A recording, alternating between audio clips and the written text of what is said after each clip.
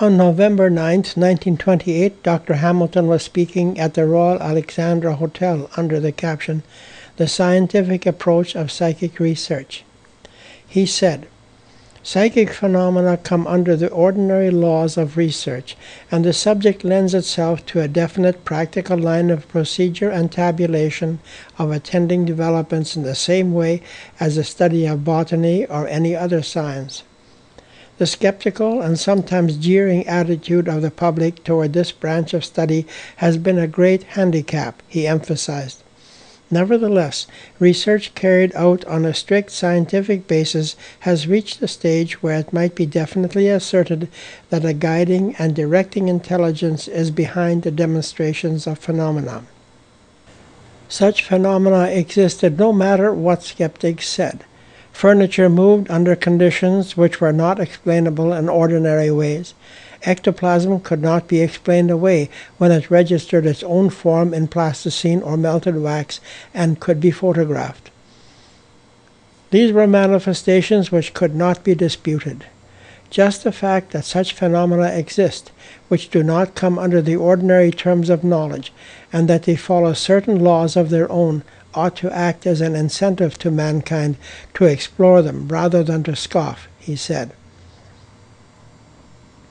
At this point, Dr. Hamilton felt he was justified in drawing some general conclusions. These conclusions were that the materializing substance was largely the product of Elizabeth and Mary Marshall's organisms, that these supernormal products occurred more readily when the mediums showed loss of normal consciousness, that the substance had cohesion, stability, and density, and could assume different aspects, that the presence of the face forms appeared to have been brought about by the action of unknown psychobiological laws operating upon them, and within the substance, after it had manifested objectively, that a face form might appear in either 2 or 3 dimensions, that the teleplasmic face appeared to be a representation of, or better, to be a reflection of, the face of a personality living at the time in a supersensible state of existence, that back of each phenomenon, supernormal intelligences appeared to be at work independent of the medium's will or desires, that there appeared to be a group analogous to the group in the physical plane that sat with each other on the other side of the veil for the purpose of using one or another of their number as a medium to communicate with the physical group through one or another of the mediums in the physical group. When Dr. Hamilton's photographs were published, there was no further doubt as to the reality of the physical phenomena obtained in the Hamilton Circle. And it became hard to deny that the origin of the photographs, their planning and production in the material known as teleplasm, could be ascribed to anything but the strong and continued efforts of living conscious entities. They claimed to have lived on Earth and passed from that state into a finer state. From this finer state, they were insisting that they still lived. During the same seance, Walter through Mary spoke, "I want this medium to be called Dawn." Dr. Hamilton, "That is to be the name of Mary Marshall?" Walter through Mary, "Yes, it is the beginning of a new light, a new day, and now she will be called Dawn." Mrs. Susan Marshall, an auxiliary medium, who was also the sister-in-law of Mary Marshall, stood up and said, "Good evening, my friends." At this point she was given the name Mercedes. This was the beginning of a process that Walter went through with each of the mediums who were in the Hamilton Circle. Each received a new name at some point in their work with the group. On September 22, 1929, the Gladstone face materialized and was photographed. W. E. Gladstone was Prime Minister of England during the reign of Queen Victoria. Dr. Hamilton then asked about the beads which had appeared in the photograph. To this Walter replied, "They are not ectoplasmic. They are real beads. They were brought by the little black girl who sometimes controls this medium. She wanted to put them on for the occasion. They are hers. She took them away again. During the same sitting, Walter Trudon also announced, "I am going to try to build a material body in the cabinet independent of the body of the medium. Possibly it may take 21 sittings." The following sittings were devoted to collecting and storing the teleplasm, probably in the wood of the cabinet, for this coming materialization. After about 5 months of sittings, on March 10, 1930, Lucy materialized, and they obtained photos of Lucy head-on as well as of her torso. The prophecies about this materialization, made months earlier, were all fulfilled. For these photographs, the usual precautions against fraud had been taken. The mediums were searched just before the sitting, as well as the sitters. Dr. William Creighton also examined the walls, floor, and ceiling of the rooms adjoining the seance room to satisfy himself that no means of access to the latter other than the main door existed. These and other measures were generally taken before any seance that was likely to produce ectoplasm. Every effort was made to prevent any possibility of fraud by either the mediums or the other sittings. These and other measures were generally taken before any seance that was likely to produce ectoplasm. Every effort was made to prevent any possibility of fraud by either the mediums or the other sitters. On March 23, 1930, the captain's daughter, Katie, announced herself, and the group was informed that a ship would be built out of ectoplasm and it would be photographed. The building of this ship began. The group worked at producing the ectoplasm for this project during many sittings over a period of a little over 2 months. On June 4, 1930, the ship came into port, and it was badly damaged because of a misunderstanding about the exact time that the flash was to be fired.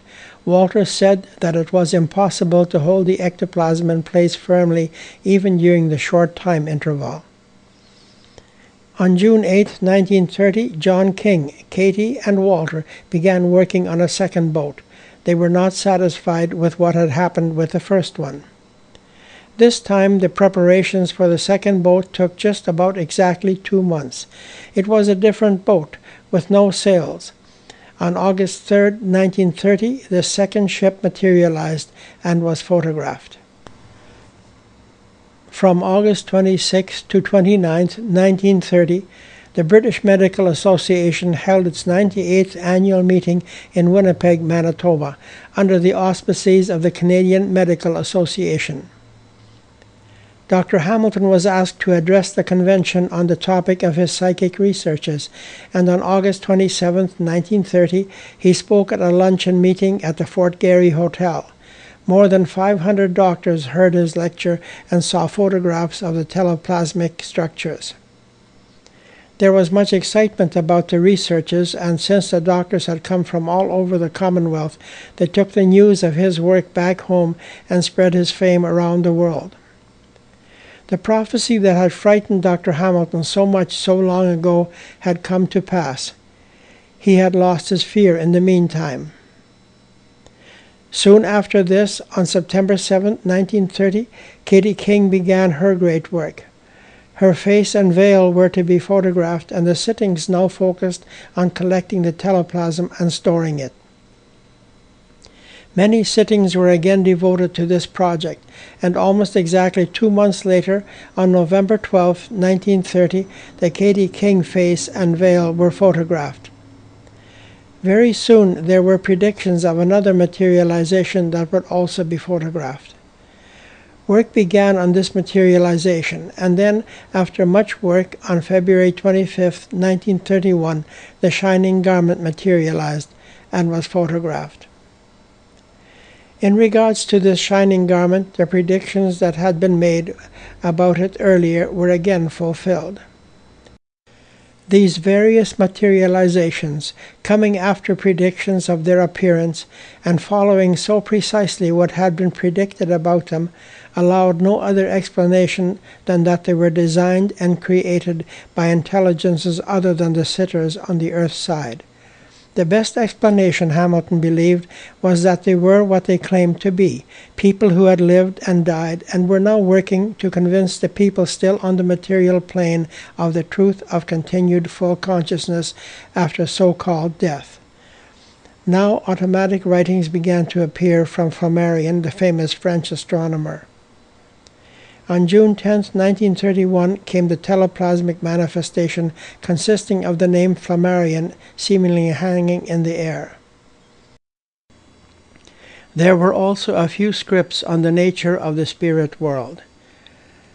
Then, on November 29, 1931, the long-awaited materialization appeared, the second Lucy. The second Lucy, a standing figure, was a materialization unique in the annals of psychic research. More materializations appeared. On April 27, 1932, the hand simulacrum materialized and was photographed. Then on May 1, 1932, the first Doyle face materialized and was photographed. He had died on July 7, 1930, nearly 2 years earlier. During the sitting of May 18, 1932, the so-called cone teleplasm materialized and was photographed.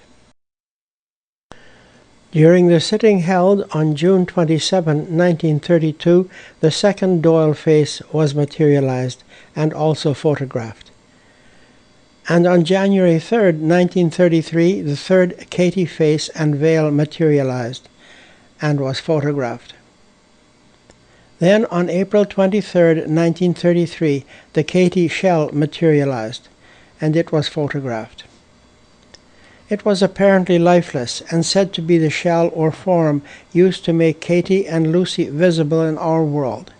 Later the group was informed that it had been produced by William Crookes and other discarnate scientists.